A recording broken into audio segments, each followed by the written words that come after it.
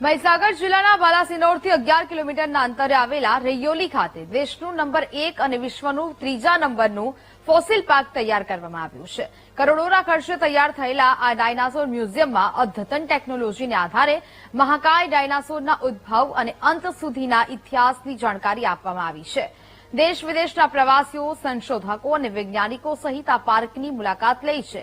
રૈયોલીની મુલાકાતે આવતા પ્રવાસીઓ, સંશોધનકર્તા અને પેલિયોટોન્જોલિસ્ટને પ્રાથમિક સુવિધાઓ મળી રહે અને પ્રવાસન આકર્ષણનું કેન્દ્ર બની રહે તે માટે ગુજરાત પ્રવાસન નિગમે રૈયોલી ખાતે પ્રવાસન વિભાગની કરોડો રૂપિયાની ગ્રાન્ટ ખર્ચીને અહીં પોલીસ ઇન્ફોર્મેટિક સેન્ટર બનાવ્યું છે. આ મ્યુઝિયમમાં વિવિધ 25 થી 30 ડાયનાસોરના સ્ટેચ્યુ, 3D સ્ટુડિયો અને scopic theatre, virtual reality, 3D projection mapping, interactive touch surface વગેરેને સ્થાન આપવામાં આવ્યું છે. ત્યારે રૈયોલી રોક સાઇટ એરિયાની અંદર 52 હેક્ટર એરિયાની અંદર ફેલાયેલા છે. આ અવશેષો 6.5 કરોડ વર્ષ જૂના છે, એ આજકાલના નથી. તો આ અવશેષો દુનિયામાં આ સ્થળને 3જા નંબરનું ગણવામાં આવે છે અને ભારતમાં 1લા નંબરનું ગણવામાં આવે છે.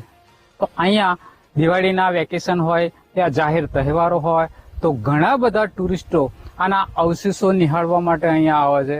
અને ઘણાને એટલો બધો ઇન્ટરેસ્ટ પણ હોય છે કે આવા પુરાતન સમયના જે અવશેષો, એકદમ ધરખમ ભયંકર એવા ડાયનાસોર કે જે ધરતી પર ચાલતા ત્યારે ધરતી પણ ધ્રુજતી હતી, આવા ડાયનાસોરનો ઇતિહાસ એ અજાયબી પ્રમાણે એવો આપણા ઇન્ડિયામાં મળેલા અવશેષોથી ભરપૂર છે. અને અહીંયા આ જગ્યા માટે 10,000 તો ઈંડા પણ છે. તો જયારે ફેસ્ટિવલ ડે હોય, વેકેશન હોય, આવા સમય એમ અને દિવાળી હોય એ સમય એમ કે ઘણા બધા પ્રવાસીઓ દેશથી અને વિદેશથી પણ મુલાકાતે આવતા હોય છે.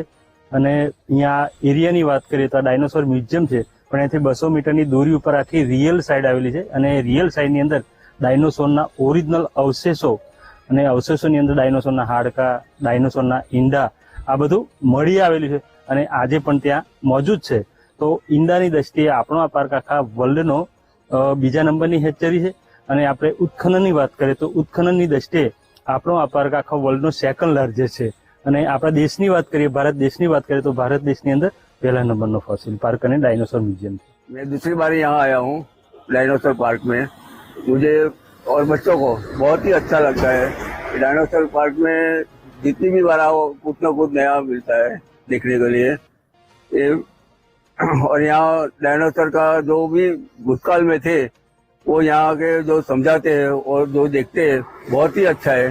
ये अपना गुजरात का गौरव है।